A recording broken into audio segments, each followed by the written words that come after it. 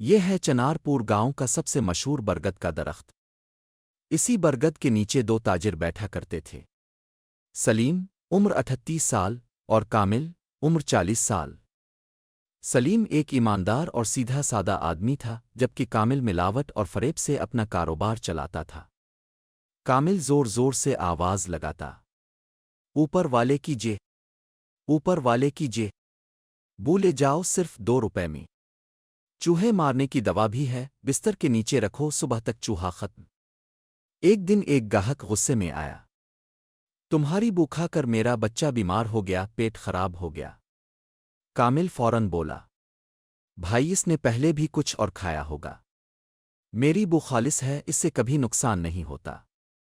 سلیم نے ٹوکا، کامل ملاوٹ چھوڑ دو، ایک دن مصیبت میں پھنس جاؤ گے۔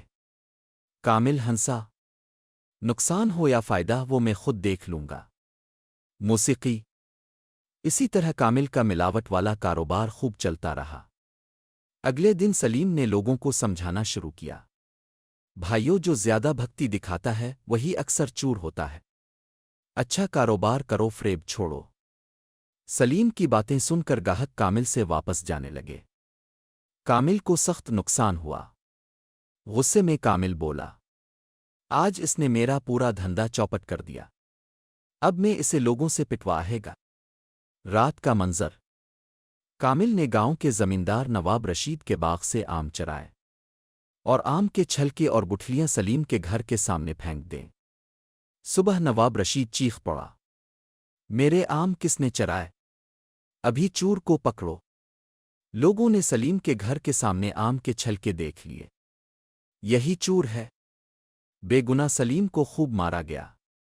سلیم درد میں کراہتے ہوئے بولا، اے اوپر والے ذرا میری طرف بھی دیکھ لے، میں نے کیا بگاڑا تھا کسی کا؟ سلیم نے دل ہی دل میں فیصلہ کیا، اب میں اسے سبق سکھاؤں گا مگر بغیر ہاتھ اٹھائے۔ چالاکی کا منصوبہ۔ سلیم نے ایک کاغذ پر خط لکھا، ایسے جیسے وہ خط اوپر والے کی طرف سے آیا ہو۔ سرخ سندور لگا کر وہ خط کامل کے گھر کے دروازے پر رکھ آیا۔ کامل نے خط پڑھا، اے کامل، میں تیری عبادت سے خوش ہوں۔ اگر تو چاہتا ہے کہ تیرا کاروبار چمکے تو آج رات 2 بجے نواب رشید کے باغ میں جا، کھجور کا رس لا، اس سے گڑ بنا اور اسی گڑ سے بو تیار کر، تجھے دن میں دگنا اور رات میں چوگنا نفع ہوگا۔ کامل خوشی سے اچھل پڑا، اوپر والے نے تو مجھ پر کرم کر دیا۔ رات کا واقعہ۔ کامل سیڑھی لگا کر کھجور کے درخت پر چڑھ گیا۔ نیچے سلیم چھپا بیٹھا تھا۔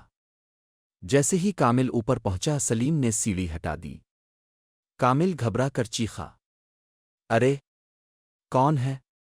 میں چوری نہیں کرنے آیا، اوپر والے کے حکم سے آیا ہوں۔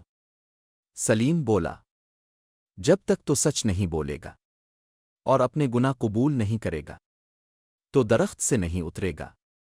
کامل رو پڑا، میں نے ہی آم چرائے تھے، میں نون بڑیے ملاوٹ بھی کی، مجھے معاف کر دو، میں آئندہ کبھی غلط کام نہیں کروں گا۔ سلیم نے سیڑھی واپس رکھ دی۔ اختتام۔